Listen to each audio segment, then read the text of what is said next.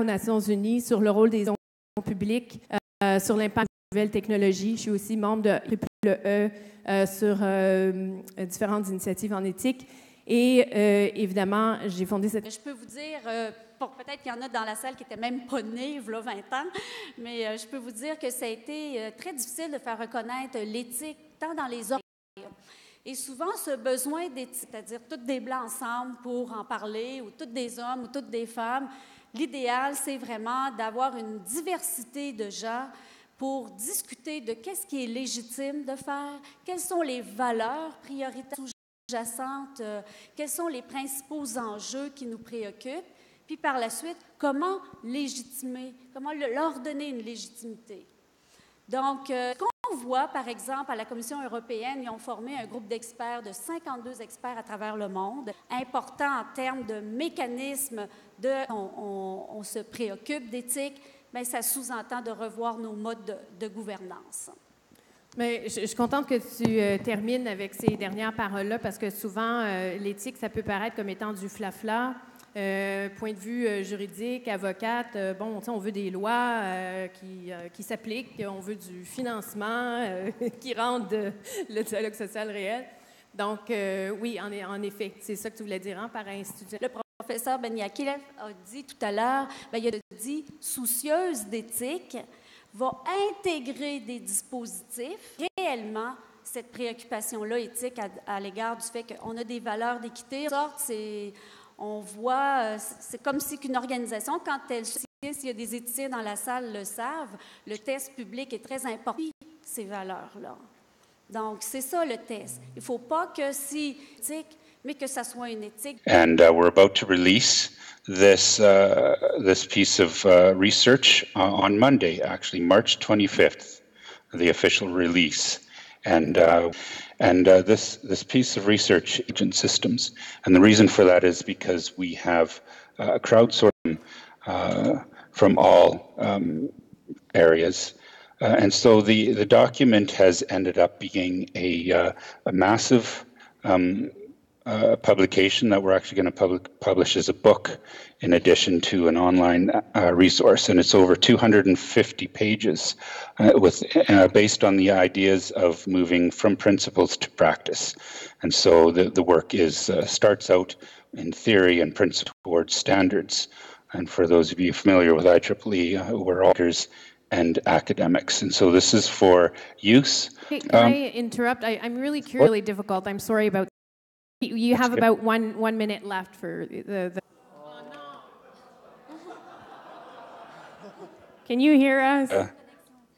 We lost you for 2 seconds. The classical ethics chapter, it's been really good to look at cultural variations in autonomous systems, and we're looking forward actually to expanding on that chapter in our edition 2, which we're going to be looking at now.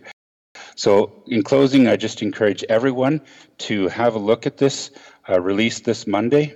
Go to our IEEE Global Initiative website, and you'll be able to access it for free there. So thank you for your time, and I look forward to continuing the conversation.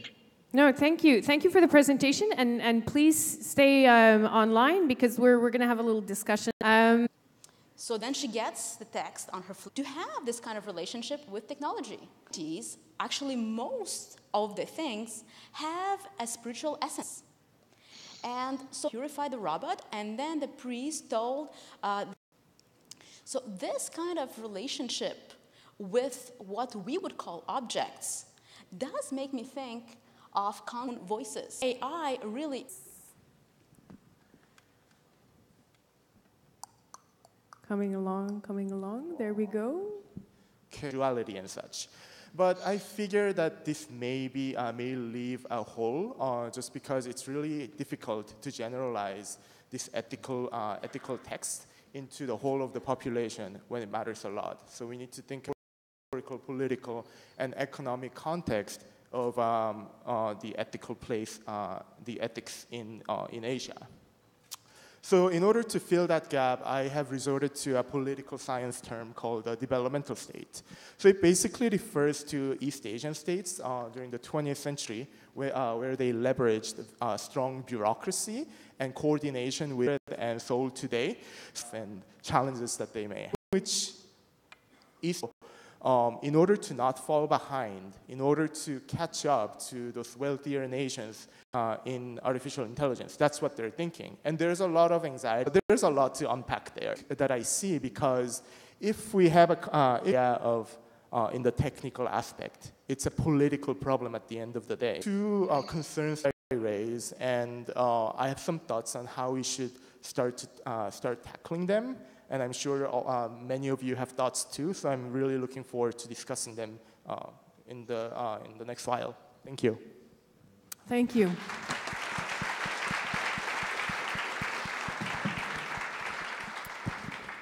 I find that very interesting personally, like as we actually really not much disagree. Where is that intersection? In different ways, but when you... Very interesting.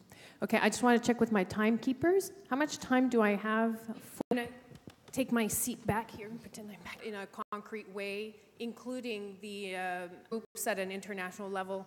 And I'm happy to represent it. And speaking of governance, I don't AI, whether it's here in Canada or the Observatory. Par exemple, si on étudie l'impact de l'intelligence artificielle, quelles sont les acceptabilités d'humilité, à mon avis? Pour moi, ça m'apparaît quand même assez important. Parce qu'on demande vraiment une discussion ouverte, franche, basée sur la consultation. Puis parfois, on parle...